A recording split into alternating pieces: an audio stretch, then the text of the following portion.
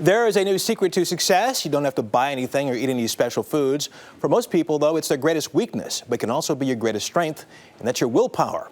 Here with advice on how self-control can put you in the fast track to success are John Tierney, New York Times columnist and co-author of Willpower, Rediscovering the Greatest Human Strength, and Dr. Jennifer Hartstein, psychologist and early show contributor. Good morning to both of you. Good morning. John, let me begin with you. Just for the sake of our discussion, define willpower. What are we talking about? It's this mental energy that enables you to exert self-control, to resist temptation, also to make good decisions. They're all involved in this source of mental energy. Okay. Do people with stronger willpower have more success in life? Absolutely. They do better in school and work. They're healthier and wealthier. Their marriages are happier. Their kids thrive. You know, researchers keep finding that two traits predict success: intelligence and self-control.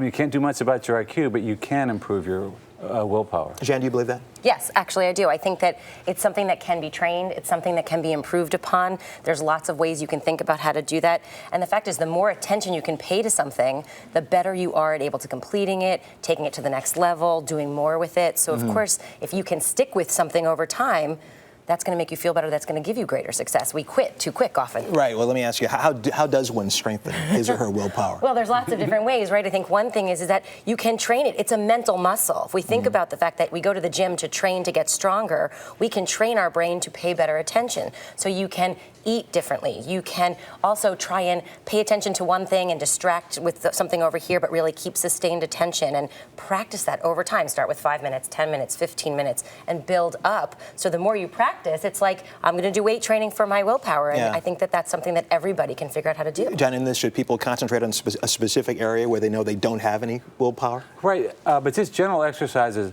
We talk about how David Blaine trained himself to go without food for 44 days, but you don't have to be that extreme. Simple exercises like just sitting up straight have been shown to improve willpower in all areas of your life.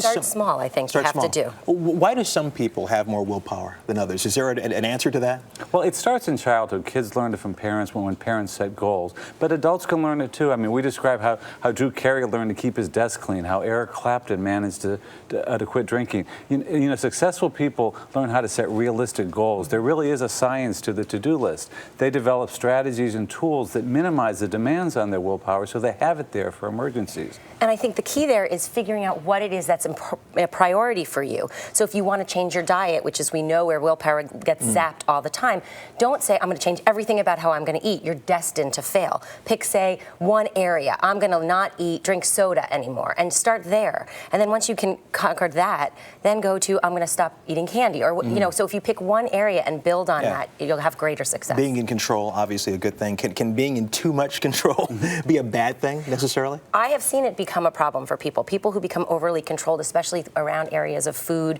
or different things, don't have as much spontaneity. With food, it can develop into eating disorders because it becomes obsessive, not a healthy thing. So I do think that it can take you too far over, and you still need it in order to do the things you really want to get done. John? It's a tool, and you can misuse that tool. But people with good self-control actually tend to have less stress and less guilt because they know their limits. You know, they get the job done at the office, so they have time to relax on weekends. They make their life less stressful. Okay, I'd like to talk to you longer, but we have to go now, and my willpower is such that I have to do that. Good self-control, Russ. Good self-control. John Tierney and Dr. Jennifer Hartstein. Thanks a lot. Thanks.